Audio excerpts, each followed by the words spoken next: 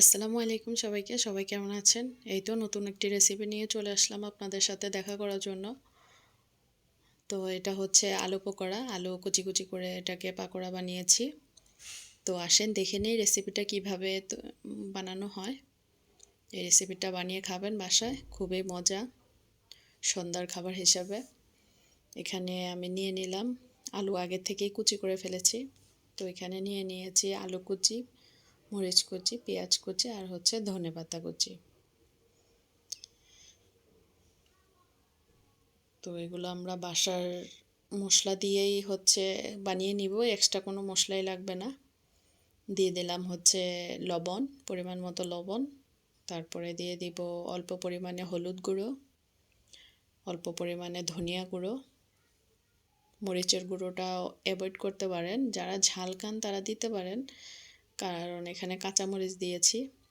মরিচের গুঁড়ো না দিলেও হবে। আর যদি বাসায় ম্যাগি নুডলসের মশলা থাকে একটা দিয়ে দিবেন, আরও বেশি ভালো লাগবে। আর না থাকলে তো সমস্যা নেই। এখন দিয়ে দিলাম হচ্ছে আটা বা ময়দা, যে কোনো একটা দিলেই হবে আলুটাকে আঠালো ভাব করার জন্য, নাহলে ছেড়ে ছেড়ে দিবে।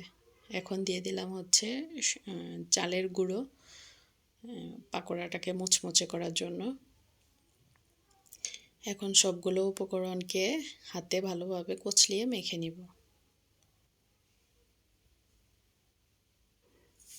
হালকা একটু পানি দিব,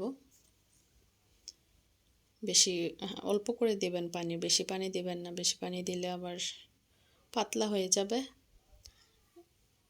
গোল গোল করতে পারবেন না। অল্প পানি দিয়ে আস্তে আস্তে মেখে নেবেন। তো অনেকক্ষণ কচলিয়ে কচলিয়ে মাখবেন, তাহলে আলুটার ভিতরে মশলা ভালোভাবে ঢুকবে।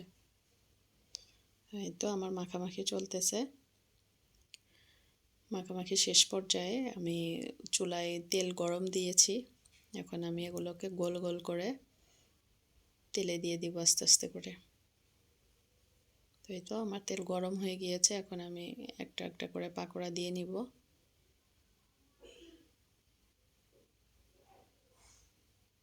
তো দেখতে পাচ্ছেন এভাবে আস্তে আস্তে করে গোল গোল করে দিয়ে নেবেন। আর হচ্ছে আগুনটা আস্তে আস্তেই থাকবে, আগুন জোরে দিবেন না। জোরে দিলে আলু সিদ্ধ হবে না, পুড়ে যাবে।